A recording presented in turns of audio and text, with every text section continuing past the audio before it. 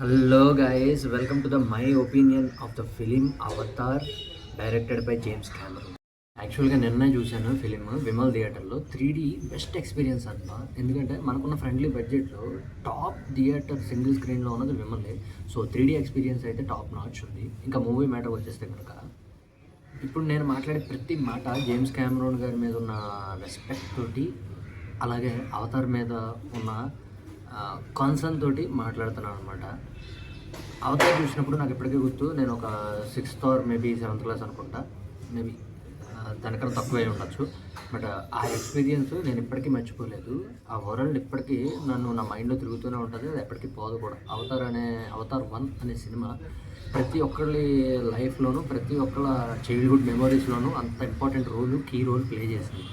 So అక్కడి నుంచి compare చేస్తే అవతార్ 2 వచ్చింది, మనల్ని డిసప్పాయింట్ చేసింది, అంతగా నచ్చలేదు. ఇప్పుడు అవతార్ 3 వచ్చింది. అంటే నా ఒపీనియన్ ఏంటంటే కనుక ఇంకా చాలు. జేమ్స్ క్యామరూన్ గారి చాలా గ్రేట్ డైరెక్టర్. ఆయన విజన్కి, ఆయన థాట్ ప్రాసెస్కి హ్యాట్స్ ఆఫ్ చెప్పాలి, ఖచ్చితంగా చెప్పి తీరాలి అంతే. కానీ బట్ ఏమవుతుందిరా అంటే ఇక్కడ మొనాటిని వచ్చేస్తుంది. అవతార్ 1లో ఒక మోటివ్ ఉంది. వాళ్ళు ఎందుకు ఫైట్ చేస్తున్నారు, వాళ్ళు దేనికోసం వచ్చారు, వీళ్ళు వాళ్ళ మీద ఎందుకు తిరగబడుతున్నారు అనేది, వాళ్ళు వీళ్ళ భూమిని, అందులో ఉండే ఔషధాలని అన్నీ లాక్కుందాం అని చెప్పి వీళ్ళ మీద వారికి దిగుతారు అవతల యాంటీ సోల్జర్స్. సో వీళ్ళు ఏంట్రా అంటే ఈ సోల్జర్లో ఒకటే వాళ్ళలో కలిసిపోయి వాళ్ళతో అవతారంతో కలిసి వాళ్ళ మీద ఫైట్ చేస్తారు. ఒక మోటివ్ ఉంది, అది మనం చూడగలిగాము అందులో. అది కూడా ఫస్ట్ టైం మన వరల్డ్ని చూడడంతో ఏమో ఇంకా ఇంపాక్ట్ ఎక్కువ పడింది.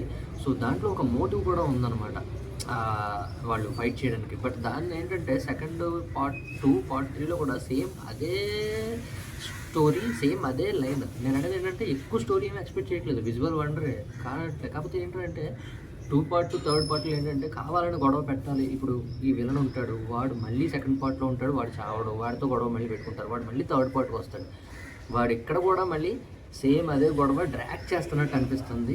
వాడు వస్తాడు, మళ్ళీ వీళ్ళు ఫైట్ చేస్తారు, ఇది కామన్ పాయింట్ అయిపోయింది అనమాట ఈ అవతార్ ఫిలింలో. సో వాడు ఏంటంటే లాస్ట్ క్లైమాక్స్లో కూడా ఇప్పుడు వాడు మళ్ళీ దూకేసినట్టు చూపించారు, కానీ వాడు మళ్ళీ బతుకుతాడని అందరికీ అర్థమైపోతుంది. సేమ్ అదే వరల్డ్. ఈ అవతార్ పార్ట్ 3లో కొత్తగా ఏం చూశాను అంటే గాలిలో ఎగిరే కొన్ని ప్రయాణిక యాత్రలు ఉన్నాయి. అవి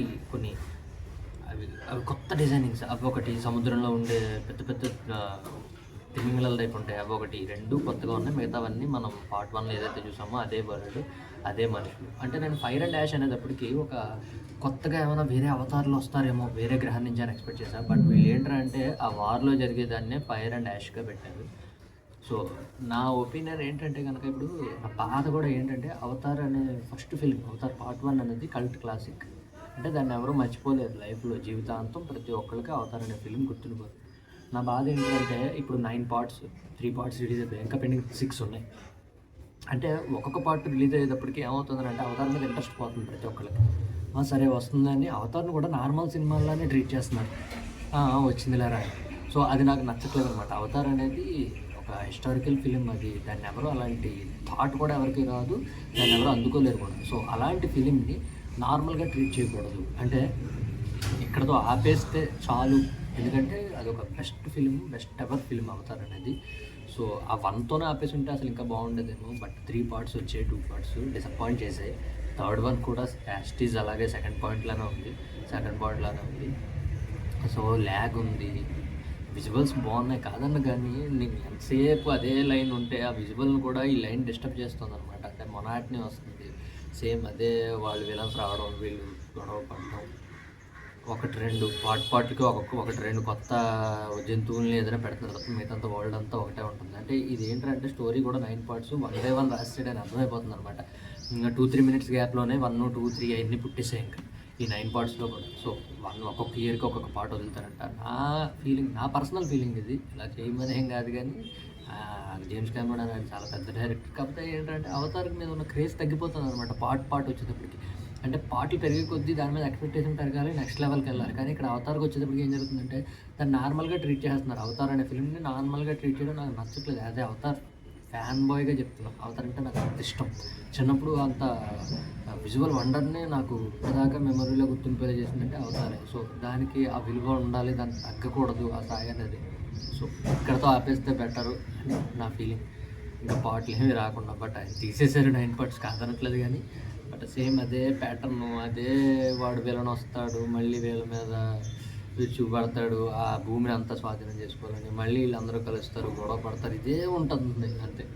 కొత్తగా ఏమి ఉండట్లేదు. వరల్డ్ అయితే ఆ గ్రాఫిక్స్ అది బాగుంటున్నాయి కానీ, అది కూడా ఒకటి రెండు కొత్త ఉంటున్నప్పుడు మిగతా అంతా చూసిందే చూస్తున్నావా, మళ్ళీ అవతారే చూస్తున్నావా అన్న ఫీలింగ్ వస్తుంది అనమాట. సో నా ఒపీనియన్ అది గైస్. అవతార్ ఇప్పటికీ చెప్తున్నా, అవతార్ 1 అనేది అలాంటి ఫిలిం ఇంకెప్పుడు రాదు, ఎవరు తీయలేరు. సో నా ఒపీనియన్ ఏంటంటే అది అక్కడతో ఆపేసి ఉంటే బాగుంటుంది. సో ఇప్పటికీ మించిపోయింది లేదు, ఇప్పటితో ఇక్కడ కూడా ఆపేస్తే మిగతా పార్ట్లు వచ్చి అది డిసప్పాయింట్ చేసి అవతార్ మీద ఉన్న ఎక్స్పెక్టేషన్స్, అవతార్ని కూడా మామూలు సినిమాలో ట్రీట్ చేయడం నాకు నచ్చదు కాబట్టి ఇలా చెప్తున్నాను. సో మీరు సినిమా చూసారా, అవతార్ సినిమా? మీకు ఏమనిపించింది కింద కామెంట్ సెక్షన్లో కామెంట్ చేయండి. So next guys, bye.